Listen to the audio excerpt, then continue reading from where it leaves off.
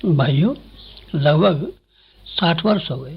60 वर्ष पुराने में हमारे गुरुदेव घर पर आए थे और उन्होंने कई बातें कही। शुरू में तो कुछ डर जैसा मालूम पड़ा, पीछे जब मालूम पड़ा कि हमारे 3 जन्मों के साथ हमारे रहे हैं, जब उन्होंने पहले जन्मों का दृश्य दिखा दिया तो हमारा भय दूर हो गया और फिर बातचीत शुरू हो गई।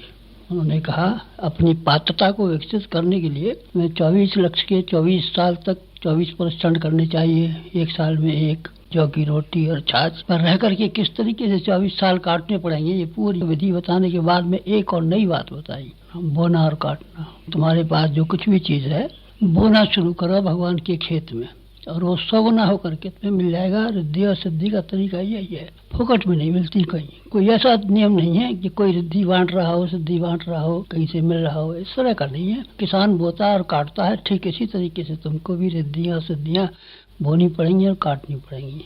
तो उन्होंने कहा, तुम्हारे पास क्या क्या वस्तुएं हैं, मालूम नहीं क्या वस्तुएं हैं। तो उन्होंने कहा, देखो समय और श्रम तुम्हारे पास है, ये भगवान के क्षेत्र में। वो कौन सा भगवान? ये विराट भगवान जो चारों ओर समाज के रूप में विद्यमान है। इसके लिए तुम अपना श्रम और शरीर को सब खर्च कर डालो और तुम्हें 100 गुना होकर के मिल जाएगा। अच्छा, 1 नंबर 2, बुद्धि तुम्हारे पास है, भगवान की दी हुई संपदा में अकल से बजाय इसका चिंतन करने के, उसका चिंतन करने के, अहंकार का चिंतन करने के, वासनाओं का चिंतन करने के, इन बेकार की बातों का चिंतन करने की अपेक्षा अपनी चिंतन करने की जो सामर्थ्य है उसको सारी की सारी को भगवान के निमित्त लगा दो, उन्हीं के खेत में बो। ये तुम्हारी बुद्धि 100 गुनी होकर के तुमको मिल जाएगी। 2 तीसरी चीज तुम्हारे पास है, भावनाएं।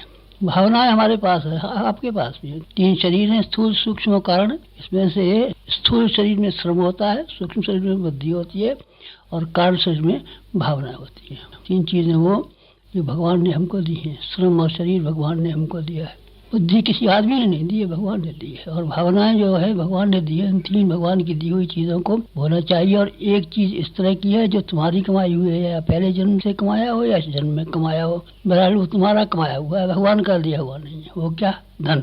धन भगवान किसी को नहीं देता। जो अपने चाहे ईमानदारी से, बेईमानी से, मेहनत से और हरामखोरी से चाहे कमा लो चाहे मत कमा लो, भगवान को इससे कोई लेना देना नहीं है।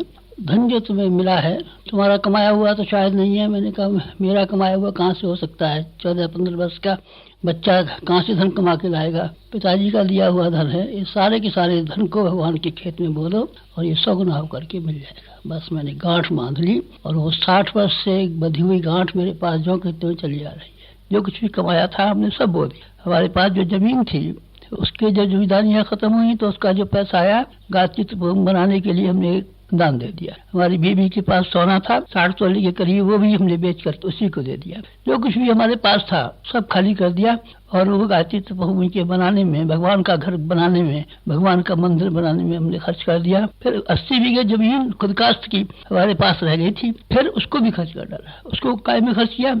उसको जहाँ हमारा जन्म हुआ है उस गाँव में हमने एक हायर सेकेंडरी स्कूल बना दिया। कभी आप जाएं तो देखना आपकी तबीयत बाग हो जाएगी। और फिर वहाँ के दूर दूर तक कोई अच्छा अस्पताल नहीं है। सैकड़ों आदमी बीमार हो जाते हैं, उनकी मृत्यु हो जाती है, स्त्रियों की मृत्यु हो जाती है, गर्भवतियों की मृत्यु हो जाती है। तो हाँ, एक अच्छा अस्पताल बने तो अच्छी बात है। बहुत शानदार अस्पताल हमने बना दिया है। ये कहाँ से बनाया? जो पैसा पिताजी का छोड़ा हुआ था उसको हमने खाया नहीं है। छोटी उम्र में खा लिया होगा तो हम नहीं कह सकते, लेकिन इसके बाद में हमने किसी का दिया हुआ धन खाया नहीं, वो सब खर्च कर डाला, एक एक पाई खर्च कर डाली। हमारे पास उनका दिया हुआ कुछ भी नहीं।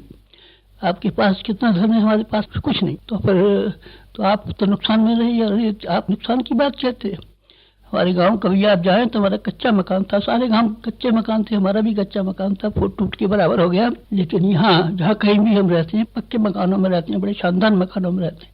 गायत्री तपोभूमि हमने बनाया, आप जरा देखिए ना, ऐसा शानदार मकान है, लाखों रुपया उसमें लग गया। आप हमारा मकान देखिए ना, ज्योति कार्यालय देखिए, उसका प्रेस देखिए, और आप यहाँ आइए, शांति कुंज देखिए, गायत्री नगर देखिए, ब्रह्मचर्य देखिए, 24 से गायत्री शक्तिपीठों को देखिए। ये बिल्डिंगों का किस्सा सुना रहा हूँ। इतनी तो बिल्डिंग है और बिल्डिंगों के अलावा इनमें जो आदमी रहते हैं वो उन पर खर्च होता है। वो गायत्री तपोभूमि में कितने आदमी काम करते हैं? 200 आदमी यहाँ काम करते हैं, 200 आदमी करीब यहाँ ही रहते हैं। इन सब का खाने का, पीने का, कपड़े का, लत्ते का खर्चा निकलता है। कहाँ से आ जाता है? जाने कहाँ से आ जाता है? धन हमारे पास कुछ कम नहीं पड़ता। जरूरत होती है तो भगवान की तरफ इशारा कर देते हैं और वो हमारे लिए जो कुछ भी चीज़ है सब जो कहते हैं भेज देते हैं। भगवान के लिए सब आदमी एक से हैं। जो नियम हमारे ऊपर लागू है कोई आपके ऊपर भी लागू हो सकते हैं। भगवान ना हमारे साथ में रियायत करने वाले हैं, ना आपके साथ में उनका कोई बैर विरोध है।